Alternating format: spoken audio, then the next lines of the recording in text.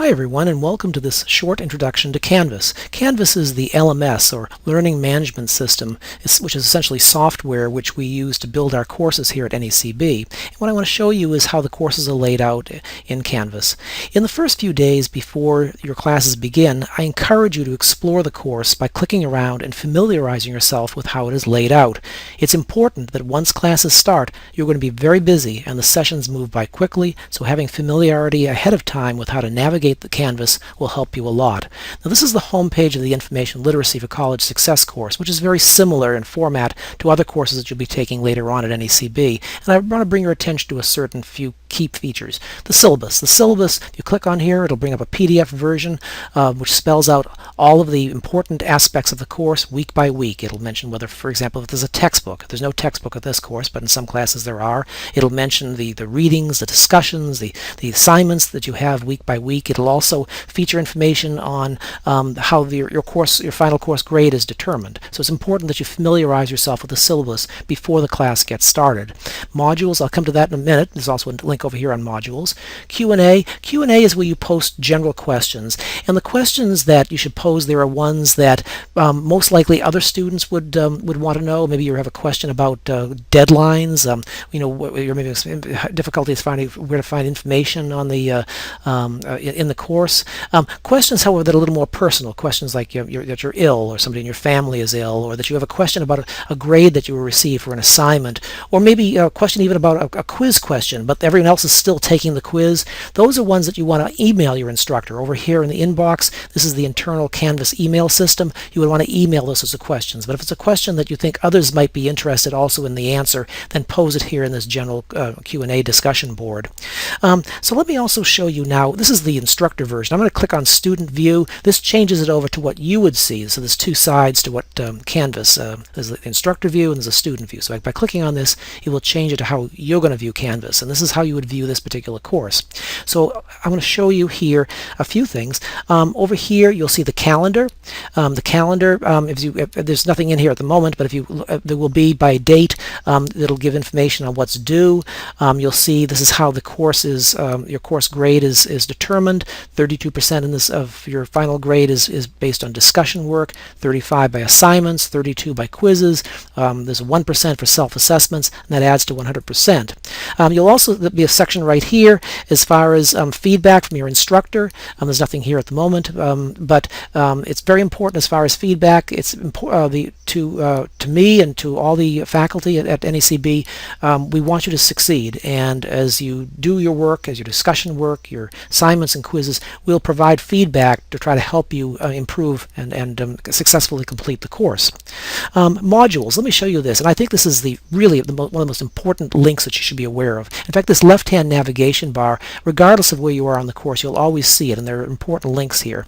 But modules, we click on this, what you will get to. I oftentimes have questions from students asking, where do I find the readings in week 3, for example. This here, it's spelled out week by week, all the different sections. So you'll see week 1, scroll down week 2, week 3, and so forth, all the way down to week 8, with all the links. And these are all links, different sections. The lectures in week 6, or the discussion, or the assignment, or quiz. So be aware, this is all accessible by this modules link. In the first week, and the first few days, in fact, there's several things you need to pay attention to. There's a welcome here, which you want to read. There's a class introductions board. Everyone is expected to introduce themselves in this discussion board and say a little bit about themselves and their background, or where they work, perhaps. And just for everyone to get to know each other. This is the Academic Honesty and Integrity Agreement. It is important that you agree to this. We have high standards here at NECB as far as avoiding plagiarism and academic integrity, so it's important that you click on that and then you agree to it. Pre-course self-assessment. There's a pre-course self-assessment. There's also a post-course self-assessment, and these are 10 different concepts which you're asked to evaluate yourself on, and it helps me as the instructor understand what your strengths are, what you really don't understand, or what you do understand as you're starting the class. And it's also a way to evaluate yourself, because you'll be testing yourself on the same concepts and seeing at the end of the course, when you take the post-course self-assessment, how much you've learned over the previous 8 weeks. There's introduction. There'll be readings for the week, in week 1 in this case. Lectures. There's a number of lectures that you'll have to attend. There's also a discussion, which is very important, and a quiz. In the Information Literacy course, there is a discussion every week. There is a quiz every week. There is an assignment in weeks 2 through 8, and they take different forms. Some assignments are scavenger hunts, which our students, the feedback is they love.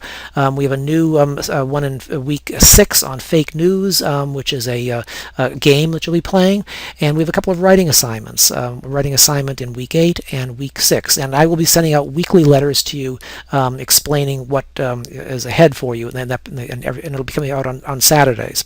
The quizzes that you'll be taking every week are 20 multiple choice questions. The discussions, there are numerous rules as far as when you post.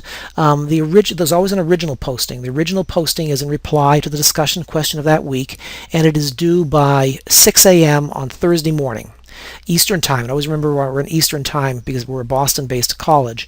Then you have to reply to at least 2 of your classmates' postings. I encourage that you post as many times as possible, and 2 replies is a bare minimum. And you have those replies must be made between up until Sunday morning at 6 a.m. We also have over here a link to the e-library. The information literacy course is essentially a course that teaches you how to do college level research, and the NECB e-library is a large, very robust collection of databases that you'll be using not just in this course but in all of the courses going forward, as far as your writing assignments, writing research papers, as you research companies and industries. And there are webinars taught weekly by the NECB librarian, by me, on Tuesday evenings, and I encourage you to attend. Also, you can see their grades over here. You can see announcements. This is an important link here. When you click on announcements, I post announcements every week to you, as far as certainly the weekly welcome letter that I send, but also sometimes things come up and I will be posting in there. So it's very important that you click on that and be aware to stay abreast of things that I want you to know.